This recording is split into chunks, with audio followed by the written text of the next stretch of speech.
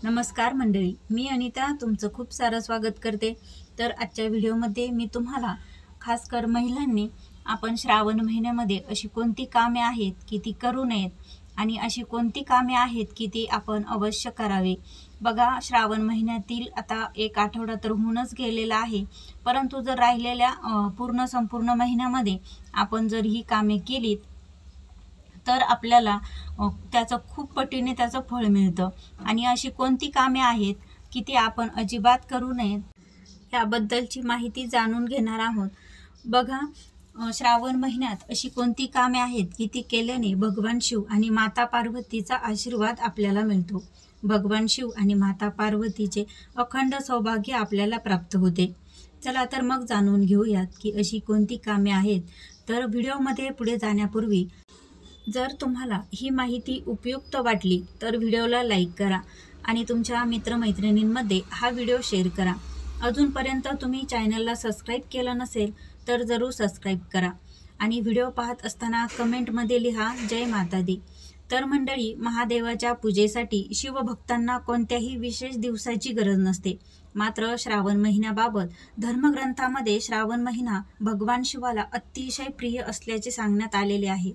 म्हणून या महिन्यामध्ये आपण सर्वजण म्हणजे महिला पुरुष भोलेनाथाला प्रसन्न करतो। त्यांच्यावर भगवान शिव अपार कृपेचा वर्षाव करत असतात। बघा, जे पण भक्त अगदी मनापासून भगवान शंकराची आणि माता पार्वतीची या महिन्यामध्ये सेवा करतो तर त्यांची कृपा सदैव त्या भक्तावर राहते। म्हणजे श्रावण महिना हा महिलांसाठी शिवशंकराचा आशीर्वाद मिळण्याची अगदी उत्तम संधी आहे। विवाहित महिलांनी आपण भाग्यवान व्हावं आणि आपलं सौभाग्य टिकून राहावं यासाठी या महिन्यात शिव आणि पार्वतीची भक्तिभावाने पूजा करावी। त्यानंतर अविवाहित मुलींनी चांगला वर मिळावा यासाठी भोलेनाथांची पूजा करावी। त्याने त्या मुलीला चांगला सुसंस्कृत पती मिळतो असं आपल्या धर्मग्रंथांमध्ये सांगितलं आहे। त्यामुळे श्रावण महिन्यात महिला मोठ्या उत्साहाने महादेव आणि माता पार्वतीची पूजा अर्चना करतात। पण याशिवाय श्रावण महिन्याशी संबंधित अशी काही नियम ज्योतिषशास्त्रात सांगण्यात आलेले आहेत, ज्यांचे पालन करणे महिलांसाठी खूप महत्त्वाचे मानले जाते। ज्योतिषशास्त्रामध्ये सांगितलं आहे की श्रावण महिन्यात भोलेनाथांची पूजा करण्याव्यतिरिक्त अशी काही कामे सांगितली आहेत जी महिलांनी केल्यास त्यांना भगवान शिव तसेच माता पार्वतीचे अखंड सौभाग्य प्राप्त होते। चला तर मग जाणून घेऊयात। देवी पार्वतीला समर्पित मंगळागौरीचं व्रत हे श्रावण महिन्यात पाळले जाते। विवाहित आणि अविवाहित महिलांनी श्रावण महिन्यातील सोमवार आणि मंगळवारी देवीला सौभाग्याच्या वस्तू अर्पण कराव्यात। तसेच विवाहित महिलांनी या दिवशी शृंगाराच्या वस्तूचे दान करावे।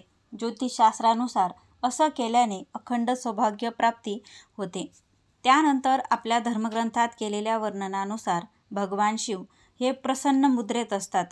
अशा स्थितीत आपण रोज किंवा श्रावण महिन्यातील प्रत्येक सोमवारी महादेवाची आणि माता पार्वतीची भजने किंवा मंत्र स्तोत्र भक्तिभावाने म्हणावीत।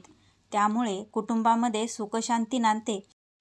तसेच शिवभक्तीचे फळ तेव्हाच मिळते जेव्हा मनुष्य शांतचित्ताने पूजा करतो। तर बघा, जर तुम्हाला वाटत असेल आपण केलेल्या उपासनेचं आपल्याला फळ मिळावं तर त्यांनी आपल्या रागावर नियंत्रण ठेवणे अगदी गरजेचे आहे। विशेष म्हणजे श्रावण महिन्यात कोणाशी वाद घालू नका। जर समोरचा व्यक्ती सारखा आपल्याशी वाद घालत असेल तर आपण मनातल्या मनात ओम नमः शिवाय मंत्राचा जप करायचा आहे। त्यामुळे राग शांत होतो अशी मान्यता आहे। त्यानंतर आपल्याला धर्मशास्त्रानुसार असं सांगितलं जातं की श्रावण महिना म्हणजे श्रावण महिन्यामध्ये सर्वत्र हिरवाई पसरते आणि भगवान शंकर आणि माता पार्वती यांना हिरवा रंग अतिशय प्रिय आहे। त्यामुळे या महिन्याचा हिरवा रंगाशी विशेष संबंध असल्याने विवाहित महिलांनी दररोज हिरव्या बांगड्या घालाव्यात। त्यामुळे माता पार्वतीची कृपा राहते असं शास्त्रामध्ये सांगितलं आहे। ज्योतिषशास्त्रानुसार हिरवा रंग हा बुध ग्रहाशी संबंधित आहे असे म्हटले जाते की हातावर मेहंदी लावल्याने मन हिरवे होते। श्रावण महिन्यात मेहंदी लावल्याने महिलांचे सौंदर्य तर वाढतेच, शिवाय बुध ग्रहालाही शुभ फळ मिळतात आणि त्याचबरोबर आपल्या जीवनसाथीच्या प्रगतीच्या प्रगतीचा मार्गसुद्धा खुला होतो. तर मंडळी, अशी ही कामे महिलांनी संपूर्ण श्रावणामध्ये करायची आहेत. त्याने तुमच्या जीवनात सुखसमृद्धी येऊन तुमची भरभराट होईल. त्यानंतर आपल्याला या महिन्यामध्ये अशी काही गोष्टी टाळायच्या आहेत.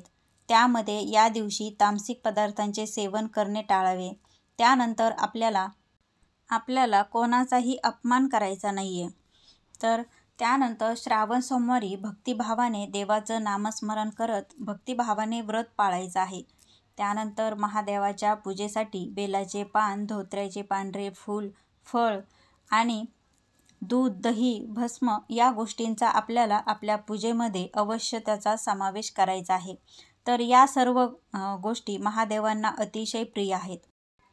आजच्या व्हिडिओमध्ये मी इथंच थांबते. जर तुम्हाला व्हिडिओ आवडला तर व्हिडिओला लाईक करा, शेअर करा. चॅनलवर नवीन असाल तर चॅनलला जरूर सबस्क्राईब करा. पुन्हा भेटूया एका नवीन माहितीबरोबर. तोपर्यंत श्री स्वामी समर्थ.